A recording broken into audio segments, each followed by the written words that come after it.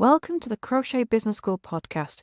I'm your host, Kelly Thomas, and I'm going to help you to make your crochet business dreams a reality, stitch by stitch, without you being chained to your hook and being able to live that lifestyle you've been dreaming of using the power of your crochet.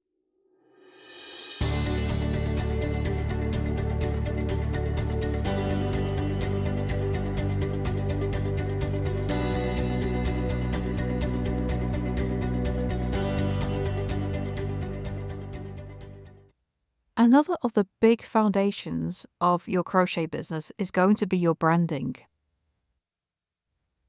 We think of branding as just the logo, the name, and the colours that you use, but it's actually so much more. Your branding is actually everything that you make publicly available about your crochet business. It's the face, the look that you present to the world and defines your crochet brand. With us being mostly online now, the branding is what people recognise first. It's not often that we become the face of our businesses. It's often a logo or just the name in fancy italics. It's the colours we use. It's the backgrounds to our pictures. It's the fonts we use in newsletters, on social media graphics. It's the pictures that we use the most often. It's the tone of voice that we use in videos or writing posts, writing newsletters. It's how we present ourselves. It's how we present our crochet. That is all branding. And it's actually a huge thing because it encompasses absolutely everything. It's about having the same look across different platforms, so you can still be recognised whether it's a social media post, a newsletter in their inbox, a video on YouTube, and the pictures that you use across all the platforms and on your listings on Etsy or Shopify. All of it has to look the same. It has to present the same type of feel to the people looking at it. At its best, branding is recognised without seeing the brand name. So people would recognise one of your photos without seeing the logo or the name of your business first. Branding can be incredibly powerful because we start to recognise the brands and we gain an attachment to them. I mean, the most famous ones, think about the rivalry between Coca-Cola and Pepsi. Two very different brands selling a very similar product. And yet you have people who swear that Coca-Cola is way, way better tasting than Pepsi and vice versa. And yet, blind taste tests say that there's not much difference.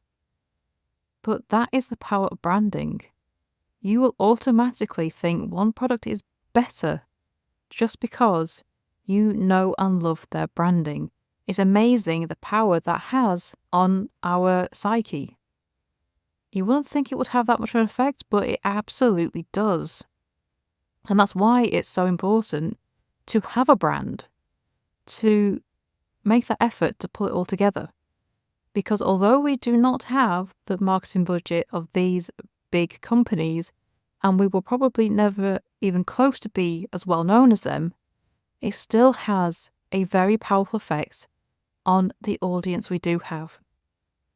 And having that recognition, as soon as they see our pictures, as soon as they see our posts, is a very powerful tool in getting you the sales that you need. So you should never overlook your branding. And yes, it does include the logo. Yes, it does include the colours you use. But it's also the way you speak. So it's also little things such as, in your posts, in your videos, do you swear? Because that's the difference between having a family-friendly brand and not a family-friendly brand. You wouldn't want a 6-year-old listening in the background if you're swearing when you're speaking. And that becomes part of your branding. Not many crochet business owners get, verbally explicit. I have to say it's accepted as a family-friendly way, but there were people who do. And it's part of their branding, it's part of who they are and the face they present. Absolutely nothing against them. If it works for them, it works for them, but they have to find the right audience for that. And yes, it would help them stand out. The niche you choose, which we've spoken about in a different episode, your niche is part of your branding, is a part of getting recognised. The background that you choose to use for your photos, that's part of your branding. I use the same background for all of my photos. My really old ones that I took back at the beginning of my business, occasionally I still use those photos and they do have a different background. But I have two. My most recent photos are all taken on the same background. My older photos on a slightly different one. But I still only have two backgrounds in use throughout my business, and it means that that's recognisable. Both of them can be picked out. The type of yarn I tend to use for my photos is similar. I tend to show the same type of hooks. I speak in the same way throughout, and to keep on brand for my social media, I have the same templates. So if you've seen my social media for Crochet Business School, you'll see I have a picture template when I'm posting about my blog posts. For my pattern business, I have several different post types I use, but I ask questions, and all my question posts have the same template that I use.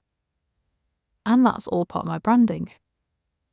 For my newsletters, I have a template that I use, so they always look similar and have a similar type of feel. This podcast, it has the same format every time I release an episode. It's a bite-sized episode, usually 15 minutes or under, and you recognise the music at the beginning, the intro, the outro, you know what to expect. Other parts of my branding is this podcast comes out on the same time, on the same day, every week. That's part of the branding. It's the expectation. Your branding, the next step in creating your profitable crochet business is awaiting you. I have the tools and tips you need to get paid for the craft you love without tucking all of your time away inside the Hooked on Success podcast membership. There are membership tiers to suit everyone's budget and support needs. To find out more, click on the link beneath this podcast or go to crochetbusinessschool.com/success to discover how you can get in today. It means that people will know what to expect. They know who you are. They know what you represent. They know the feel of it. They know what to expect. It's like welcoming an old friend on your social media feed or into your inbox. You know roughly what you're going to expect. There's going to be no nasty surprises in there. And that's kind of what your branding aims to achieve. It's a familiarity. And with familiarity, we become comfortable with engaging with that business. And once we're comfortable with engaging, we're comfortable with buying. It's giving you an air of professionalism, authority, and identity. Because when we're doing all this on the internet, it can be very faceless, very impersonal. And having branding that pulls together across all our platforms and is the same week after week after week, it helps bring that familiarity that the faceless, impersonal internet can sometimes take away, but branding allows us to put back. So even if they cannot see our face, even if they cannot hear our voice, they recognise what we are putting out there. They are recognising our pictures. They are recognising our products. They are recognising our colours, our logos, our font, the feel of what we're putting out. They recognise. Branding is so powerful because of that. Because it takes away the need to have a face. Big corporations don't have a face. Coca-Cola has no face. McDonald's has no face. Some big brands do, but it's usually fashion. Like, you know the fashion designers, like Versace. Donatella Versace, her face is known. But She's not the one on social media engaging with people, and that's why they use logos as well.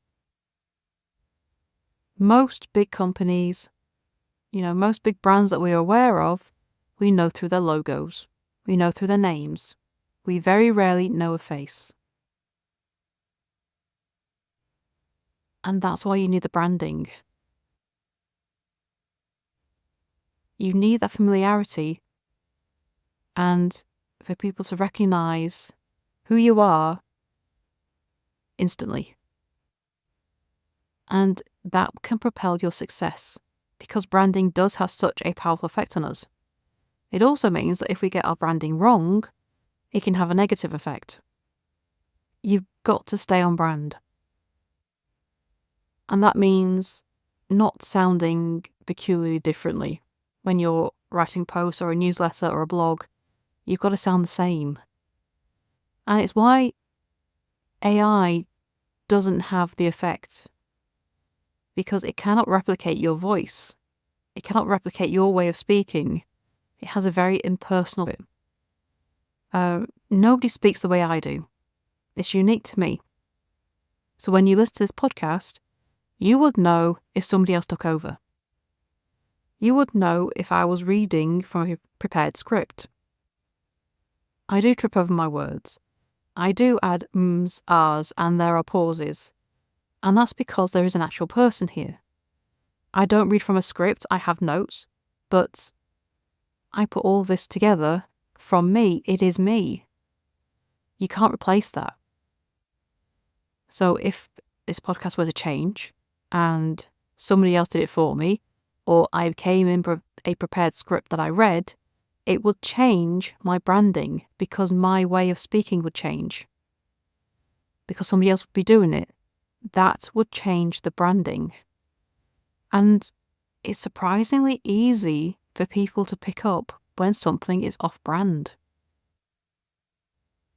Which is why it's so important to remain genuine and authentic, because thanks to the world of influencers and, fake people, we are becoming far more savvy about brands that are not the real deal. We have become very sensitive to picking up when we are being presented with a false face.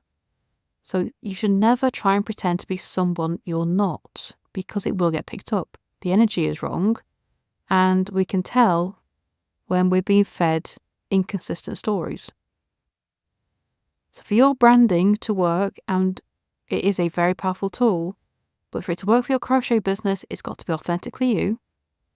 You have to carry the branding across all of your platforms, whether it's social media, newsletters, videos, blog posts, courses. Have the same voice, the way you speak. Keep the fonts the same, the colours the same, the background to your pictures the same. The props you use in your pictures can also be part of your branding. But if you're thinking this is a lot to think about, as long as you are consistent in the way you set things up and the way you speak, and you are authentically being yourself, then your branding will kind of fall into place. You can use social media templates to help you stay on brand. You can use templates for crochet patterns to make sure your patterns always look the same in their PDF form. You can set up templates for your newsletter to make sure that they are sectioned out the same way, they have the same sign-off, your logo's in the same place and the same size. You can set an awful lot of things up to allow you to stay on brand more easily. It doesn't have to be. Thank you for joining me for this episode of the Crochet Business School podcast.